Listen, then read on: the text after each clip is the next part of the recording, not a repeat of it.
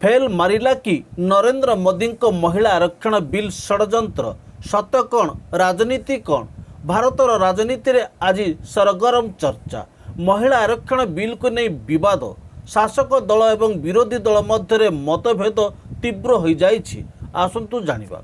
नमस्कार दर्शक बंधु, Zee TV Bharat Odia digital news channel को आपन को स्वागत करुछि। मु रामदास खबरटी को शेष जाए देखंतु, अधिक रु अधिक शेयर करंतु, आवश्यक स्थले कमेंट करी सचेतन करंतु। चैनल को सब्सक्राइब कर नथिले सब्सक्राइब करंतु।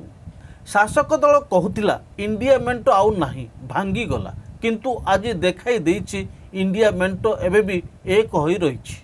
कारण संसद रे देखाई देले इंडिया गठबंधन रो दाम्भिक संसद रो भोटिंग बेले जो संख्या देखाइले एनडीए गठबंधन हड़बड़ाई गला। एक तृतीयांश मेजोरिटी न हेबारु महिला संरक्षण बिल नारे आगत डिलिमिटेशन बिल चुरमार हो जाइछि।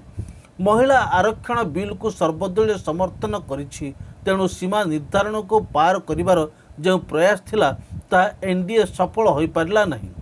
विरोधी दलों को प्रबल विरोध हेतु नरेंद्र मोदी को चक्रांत चुरमार हो जाइछि बोली कहथुबा बेले नरेंद्र मोदी एवं बीजेपी समर्थक कहउछंती विरोधी दल माने महिला संरक्षण बिल लागू करने को चाहूना। प्रकृत घटना कौन आसंतु जानिबा। देश को संबोधित करी मोदी कौन कहछंती सुनंतु। को इसका खामियाजा उठाना पड़ता है। इस बार भी यही हुआ है।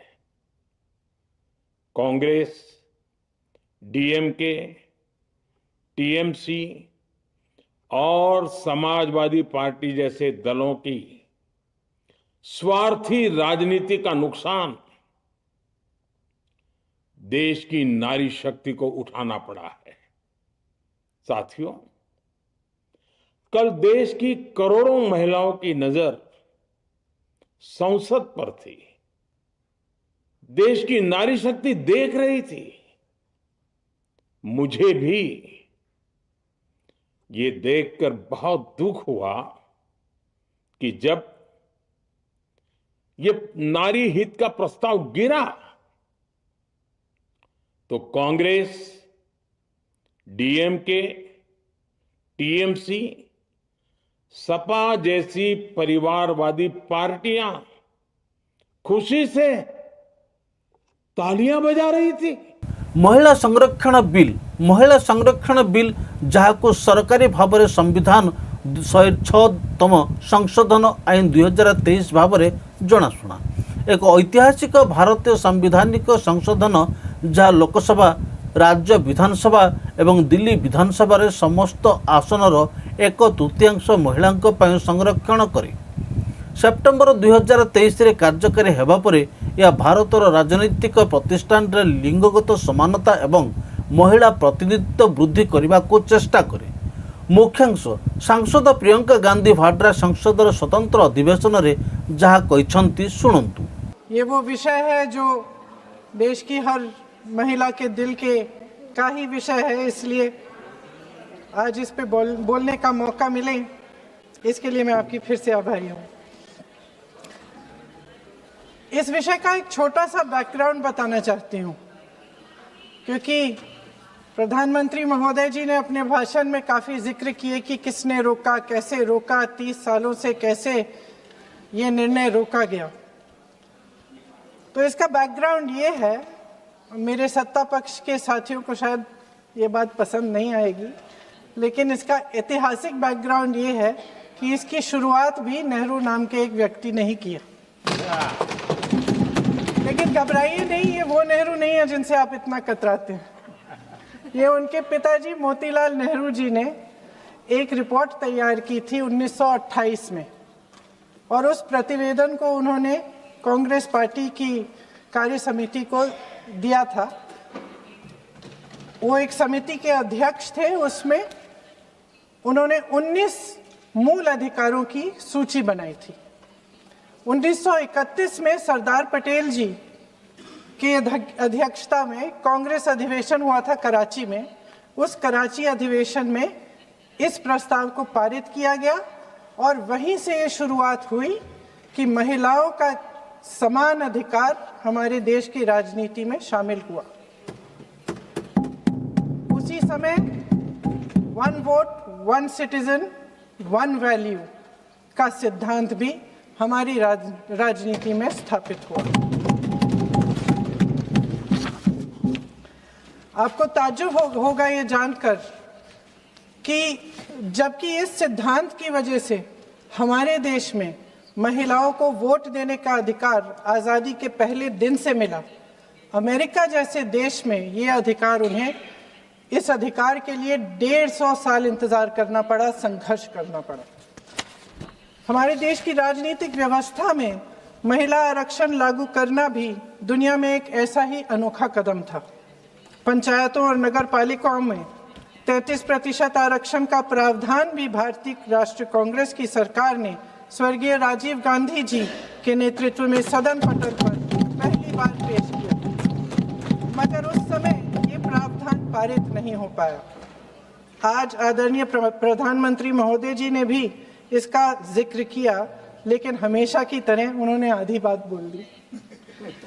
उन्होंने कहा, सदन को ये बताया कि विरोध करने वाले कौन थे, उन्होंने ये नहीं बताया। उन्होंने कहा कि इसका विरोध हुआ, कौन किसने विरोध किया और नहीं बताया। विरोध तो आप ही ने किया था, भाजपा ने किया। कुछ सालों बाद स्वर्गीय श्री पीवी नरसिम्हा राव जी के नेतृत्व में कांग्रेस सरकार ने इस कानून को सदन में पारित करके लागू किया। आज अपने भाषण में प्रधानमंत्री जी ने जब पंचायत की आंदोलित महिलाओं का जिक्र किया तो ये समझ लीजिए।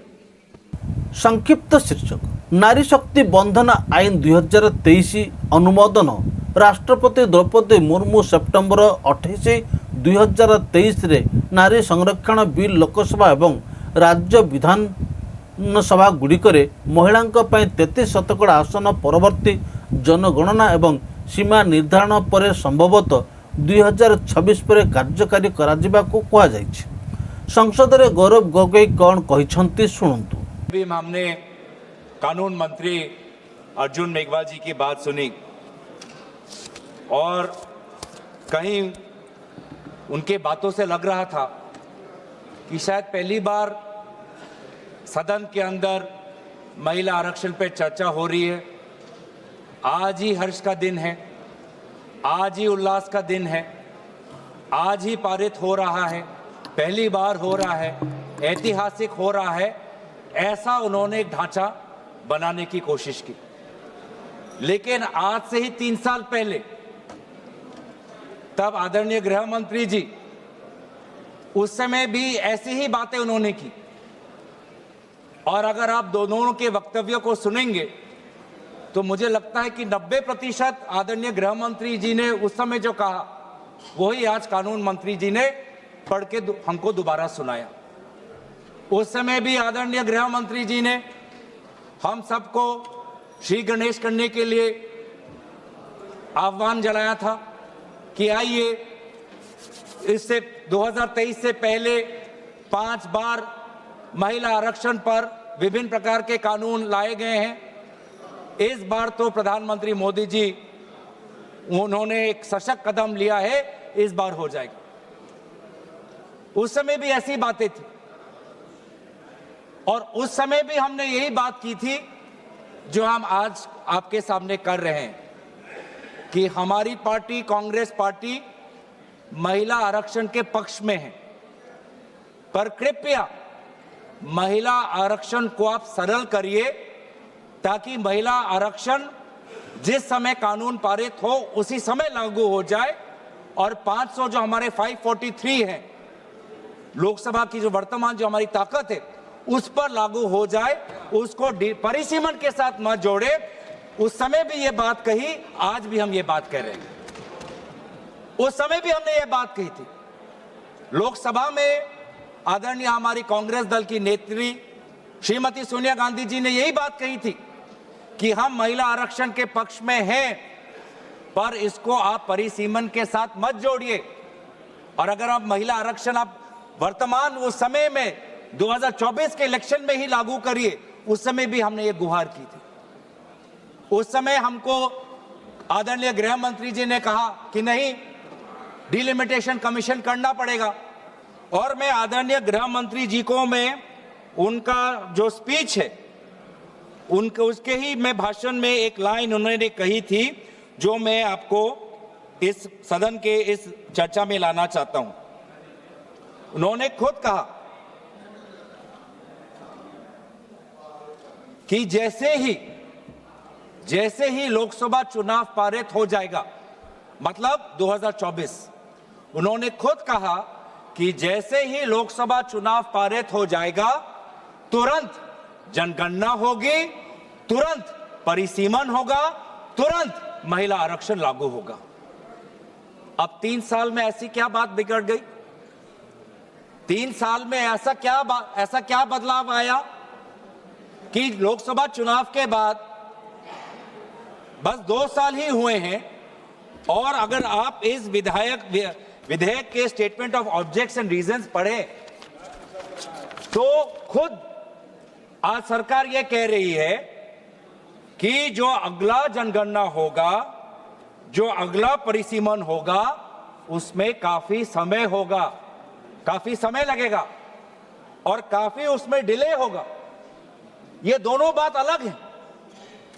स्वयं 3 साल पहले गृह मंत्री अमित शाह जी ने सदन में परिसीमन और जनगणना को महिला आरक्षण के साथ जोड़ते हुए हम सबको आश्वासन दिया कि जैसे ही अगली सरकार आएगी तुरंत जनगणना होगी, तुरंत परिसीमन होगा। और आज भी ये कह रहे हैं कि परिसीमन का, जनगणना का काम शुरू हो गया। अभी कुछ समय पहले आदरणीय गृह मंत्री अमित शाह जी ने कहा कि घरों की संख्या शुरुआत हो गई, घरों की संख्या कितनी है, शुरुआत हो गई। सांविधानिक नियम यही आईन धारा 239A संशोधन करे एवं धारा 330A, 332A एवं 334A जोड़े। धारा 330A एवं 332A लोकसभा एवं राज्य विधानसभा अनुसूचित जाति एवं जनजाति समेत मोट आसन 1/3 महिला संरक्षण। धारा 239A दिल्ली यह जातीय राजधानी अंचल को विस्तार करे। धारा 334A प्रदान करे जे परवर्ती जनगणना एवं सीमा निर्धारण पर संरक्षण आरंभ हो। आईन मंत्री अर्जुन राम मेघवाल कौन कहते सुनंतु। 2 मिनट सुनिए, मैं वही बोल रहा हूं।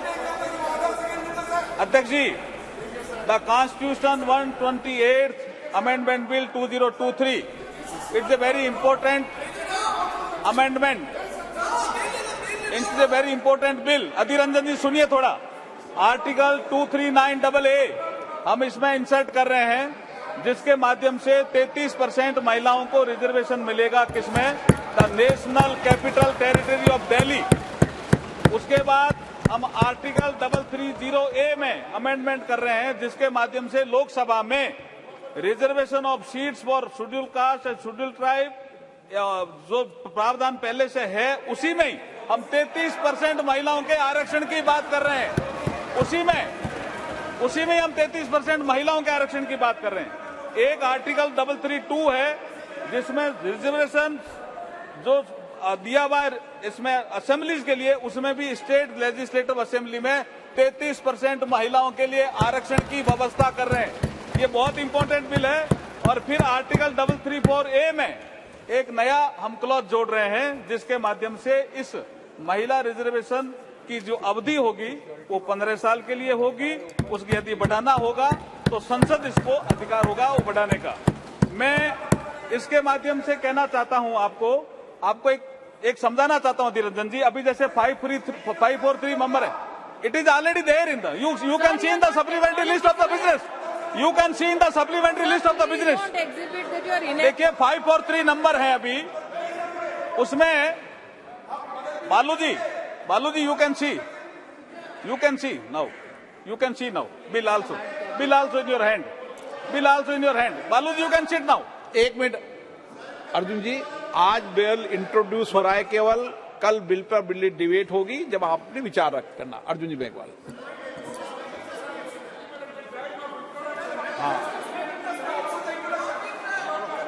अध्यक्ष जी मैं इस बिल के माध्यम से जो परिवर्तन होने वाला है वो बता रहा हूं अधीर रंजन जी।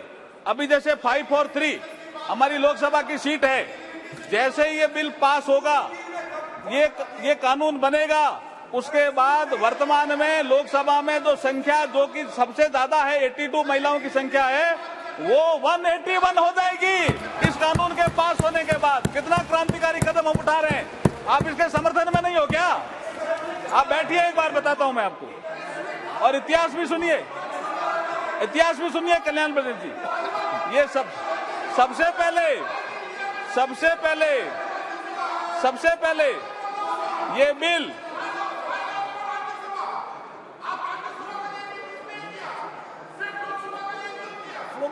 राज्यसभा में भी करेंगे हम।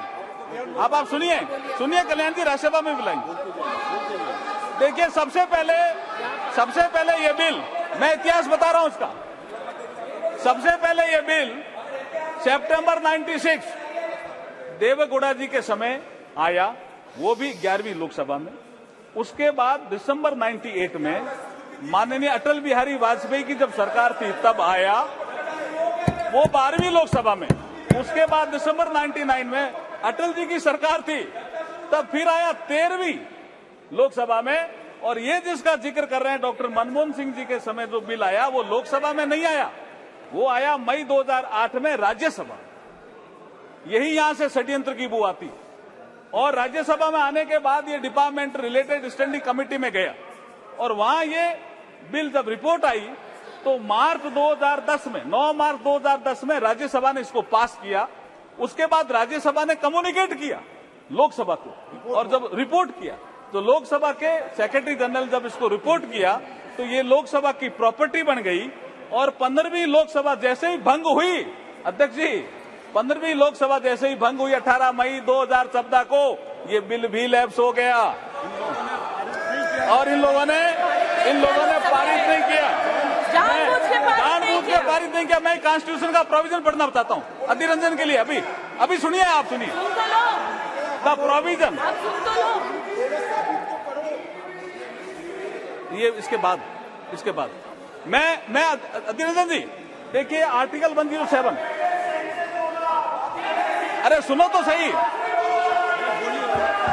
मैं अध्यक्ष जी इसके बिल के प्रावधान में मैं, देखिए माननीय अध्यक्ष महोदय, आज नई संसद के पटल पर इस नारी शक्ति वंदन विधेयक 2023 को प्रस्तुत करते हुए मुझे अपार हर्ष और गर्व की अनुभूति हो रही है। आज ये सदन नारी शक्ति को लोकसभा और राज्यसभा में 33% भागीदारी देने का साक्षी बनेगा। भारत के यशस्वी प्रधानमंत्री श्री नरेंद्र मोदी जी की सोच हमेशा से नारी को शक्ति स्वरूप मानने की रही है, और माननीय प्रधानमंत्री जी के नेतृत्व में देश में आज वुमेन डेवलपमेंट से वुमेन लेड डेवलपमेंट की ओर तेजी से कदम बढ़ा रहा है देश। आज हर क्षेत्र में, चाहे वो अंतरिक्ष हो, सेना हो, पुलिस हो, खेल जगत हो, उद्यमिता हो, व्यवसाय हो, साहित्य हो, कला हो, महिलाएं प्रभावशाली नेतृत्व करके देश को गौरवान्वित कर रही है। आज हम प्रधानमंत्री मोदी जी के नेतृत्व में नारी शक्ति वंदन विधेयक प्रस्तुत कर सच्चे अर्थों में नारी शक्ति को उनका अधिकार देने जा रहे हैं। अध्यक्ष महोदय, हमारी संस्कृति में नारी को सदैव से शक्ति स्वरूपा माना गया है। हमारे श्लोकों में भी कहा गया है, या देवी सर्वभूतेषु शक्ति रूपेण संस्थिता, नमस्ते नमस्ते नमस्ते नमो नमे। अध्यक्ष महोदय, मैं इस अवसर पर भारत के संविधान निर्माता बाबा साहब भीमराव अम्बेडकर का एक कोट आपके समक्ष प्रस्तुत करना चाहता हूं, कोट अनकोट। बाबा साहब को किसी ने पूछा कि आप किसी समाज के उत्थान की प्रगति कैसे नापते हो, व्हाट इज द पैरामीटर, कि ये समाज या देश, ये राष्ट्र उन्नति कर रहा है। तो बाबा साहब ने एक कोट कहा था, उसको मैं कोट अनकोट कह रहा हूं। उन्होंने कहा, I measure the progress of a community by the degree of progress which women have achieved, which women have achieved। महिलाएं अगर किसी देश में प्रगति कर रही है तो मैं समझता हूं कि वो समाज, वो राष्ट्र प्रगति कर रहा है, ये बाबा साहब ने कहा था। अध्यक्ष महोदय, मैं इस अवसर पर भारत के संविधान के शिल्पकार बाबा साहब भीमराव अम्बेडकर जी को इसलिए भी याद करना चाहता हूं कि 25 नवंबर 1949 को बाबा साहब ने कहा था इसी सेंट्रल हॉल में, जिसमें आज लास्ट फंक्शन हुआ, कि हम एक ऐसे युग में प्रवेश कर रहे हैं कि हम राजनीतिक क्षेत्र में तो समानता होगी, लेकिन सामाजिक और आर्थिक क्षेत्र में समानता नहीं होगी। इसको कौन दूर करेगा? आने वाली सरकारों का ये इसका काम होगा। लेकिन ये नहीं कर पाए जो सरकारें आई, लेकिन जब प्रधानमंत्री मोदी जी आए 2014 में तो जन धन अकाउंट आया, एक महिला के अकाउंट, एक के अकाउंट नहीं, ये असमानता थी अध्यक्ष महोदय। पीएम आवास, एक के घर कच्चा एक के पक्का, ये असमानता थी। महिला मानक ପାଇଁ संरक्षण प्रस्ताव 1996 मसीहार किंतु राजनैतिक विरोध यहाको बारंबार बाधा देउथिला। प्रधानमंत्री नरेंद्र मोदी द्वारा आगत एवं आईन मंत्री अर्जुन राम मेघवाल द्वारा उपस्थापित 2023 बिल सेप्टेम्बर 20 लोकसभा सदन में 454 भोट मध्य 2 जन विरोध करथिले एवं राज्यसभा विरोध बिना सेप्टेम्बर 21 गृहीत होइथिला। जहाँ भारतर नूतन संसद भवन में गृहीत होइतिबा प्रथम बिल होइथिला। सोनिया गांधी कौन कहिसंती शुणंतु। कार्यान्वयन एवं वितर्क एही आईनर कार्यान्वयन भारतर परवर्ती जनगणना एवं सीमा निर्धारण कार्य समाप्ति उपरे निर्भर करे, जहाँ 2026 पर आशा करा जाउछि, जहाँ 2029 को संभवतः प्रभावशाली निर्वाचन करिवो। समर्थक माने यहाको लिंग समानता दिगरे एक ऐतिहासिक पदक्षेप भाव में प्रशंसा करथिले। समालोचक माने जनगणना संबंधी विलंब को परवर्ती जांच बोली कहिथिले। किछि दल अन्यान्य पछुआ वर्ग ओबीसी महिला मानक पई एक उपकोटा मध्य दाबी करथिले। ଏହି ସଂଶୋଧନ ସ୍ୱାଧୀନ ଭାରତର ସବୁଠାରୁ ବଡ଼ ଲିଙ୍ଗ ଭିତ୍ତିକ ରାଜନୈତିକ ସଂସ୍କାର। ବିଧାନସଭାରେ ମହିଳାମାନଙ୍କୁ ଅତି କମ୍ରେ 33% ପ୍ରତିନିଧିତ୍ୱ ଗ୍ୟାରେଣ୍ଟି ଦେଇ ଏହା ଶାସନରେ ଲିଙ୍ଗ ସନ୍ତୁଳନକୁ ପରିବର୍ତ୍ତନ କରିବା, ଯେଉଁଠାରେ ମହିଳାମାନେ ବର୍ତ୍ତମାନ ସଂସଦର ପ୍ରାୟ 15% ପ୍ରତିନିଧିତ୍ୱ କରନ୍ତି ଏବଂ ସାରା ଦେଶରେ ଗଣତାନ୍ତ୍ରିକ ଅନ୍ତର୍ଭୁକ୍ତିକୁ ଗଭୀର କରିବା ଲକ୍ଷ୍ୟ ରଖିଛି। ରାହୁଲ ଗାନ୍ଧୀ ସଂସଦରେ କ'ଣ କହିଛନ୍ତି ଶୁଣନ୍ତୁ। महिला आरक्षण बिल अर्थात वोमेन्स रिजर्वेशन बिल, जहां नारी शक्ति बंधन अधिनियम मध्य कहुए 2023 मसीह उभय सदन में पास होता। लोकसभा 20 सेप्टेम्बर 2023 और राज्यसभा 21 सेप्टेम्बर 2023 रे पास होता। सही समय भारतर प्रधानमंत्री नरेंद्र मोदी यह ऐतिहासिक मुहूर्त बोली कहिथिले एवं महिला सशक्तिकरण पर यह गुरुत्वपूर्ण पदक्षेप बोली उल्लेख करथिले। महिला आरक्षण बिल पारित पर मोदी कौन कहिथिले शुणंतु। भारतर लोकसभा और सदस्य संख्या वृद्धि एवं सीमा निर्धारण डिलिमिटेशन प्रक्रिया पर केंद्र सरकार केतेक गुरुत्वपूर्ण प्राथमिक पदक्षेप ग्रहण करिसंती। भविष्य में सांसदों संख्या वृद्धि को दृष्टि रखी केंद्र सरकार नूतन संसद भवन निर्माण करिसंती। आसन क्षमता नूतन लोकसभा कक्षरे 850 जन सदस्य बसिबा पई व्यवस्था करा जाइछि। वर्तमान लोकसभा रे मात्र 443 आसन रही। मिलित अधिवेशन समय एठारे 1272 जन सदस्य बसी परिबे। नारी शक्ति बंधन अधिनियम महिला संरक्षण बिल सरकार संसद में महिला मानक पई 33% संरक्षण व्यवस्था लागू करिबा पई बिल पारित करिसंती। एही आईन अनुसार आसंता सीमा निर्धारण प्रक्रिया पर ही महिलांक पई आसन संरक्षित रहिबो। यह परोक्षरे सदस्य संख्या पुनर्गठन प्रक्रिया सह जड़ित। सीमा निर्धारण डिलिमिटेशन प्रक्रिया भारतीय संविधान 84तम संशोधन अनुसार लोकसभा आसन संख्या 2026 मसीहा पर्यंत स्थिर रखा जाइछि।